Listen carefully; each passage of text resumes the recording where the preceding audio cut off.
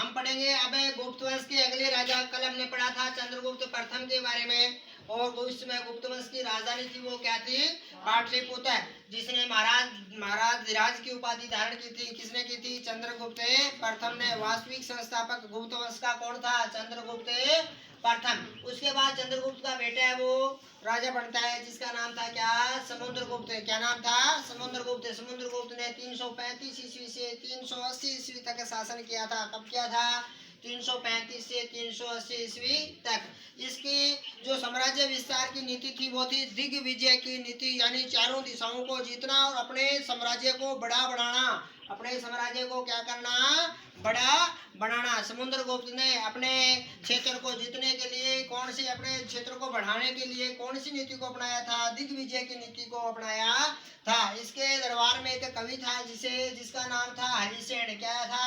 हरिसेन। हरिसेन ने प्रयाग प्रशस्ति लिखी थी। क्या लिखी थी? प्रयाग प्रशस्ति या इलाहाबाद प्रशस्ति, जिसमें समुद्रगुप्त के द्वारा जीते गए क्षेत्रों का वर्णन मिलता है। और जो समुद्रगुप्त था इसे कविराज कहा जाता है। समुद्रगुप्त को क्या कहा जाता है? कविराज कहा जाता है। यह वीणा बजाता था। क्या बजाता था? वीणा बजाता था। और विष्णु का भगत था। किसका भगत था?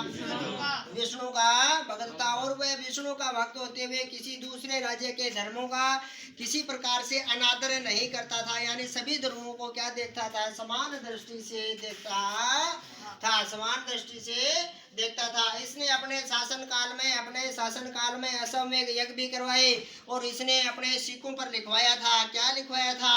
अश्वमेध पराक्रम है। क्या लिखवाया था? अश्वमेध पराक्रम है। और इसे भारत का नेपोलियन कहा जाता है। समुद्रगुप्त को भारत का क्या कहा जाता है? नेपोलियन कहा जाता है। किसने कहा था? स्मिथ ने कहा था। किसने कहा था? स्मिथ ने। याद रखना है, ऑस्ट्रेलिया के खिलाड़ी है ना स्मिथ, तो उससे याद कर लेना है कि समुद्रगुप्त को भारत का नेपोलियन किसने कहा था? स्मिथ ने कहा था। किसने कहा था? स्मिथ ने कहा था। इसके शरीर पर कितने गांव थे? 100 गांव थे। कितने गांव थे? 100 गांव थे। अपने के राजस्थान का राजा हुआ जिसके कितने गांव थे भाई? 80 गांव थे। कितने गांव थे? 80 गांव थे। क्या नाम था? संग्राम सिंह। क्या नाम था? संग्राम सिंह। और इसके शरीर पर 100 घाव थे। अपने क्षेत्रों को जीतने वाले भागों को इसने 5 भागों में बांटा था। जो क्षेत्र जीते थे इसने इसको कितने भागों में बांटा है? 5 भागों में बांटा है। नंबर 1 है गंगा यमुना दोआब क्षेत्र। नंबर 1 कौन सा है? गंगा यमुना दोआब क्षेत्र। नंबर 2 पूर्वी हिमालय का भाग। नंबर 2 कौन सा है? पूर्वी हिमालय का भाग। नंबर 3 पूर्वी विंध्याचल क्षेत्र के 8वें राज्य है। और नंबर 4 पूर्वी दक्कन।